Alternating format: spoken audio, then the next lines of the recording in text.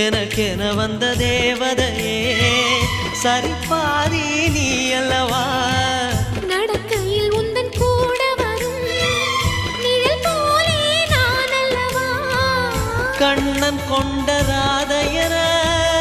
ராமன் கொண்ட சீதையர மடி சேர்ந்த பூரதமே மனதில் வீசும் மாருதமே நன்றி சொல்ல உனக்கு வார்த்தை இல்லை எனக்கு நான் தான் மயங்குறேன் என்னுடைய மனச தந்துவிட்ட பிறகும் ஏம்மா கலங்குற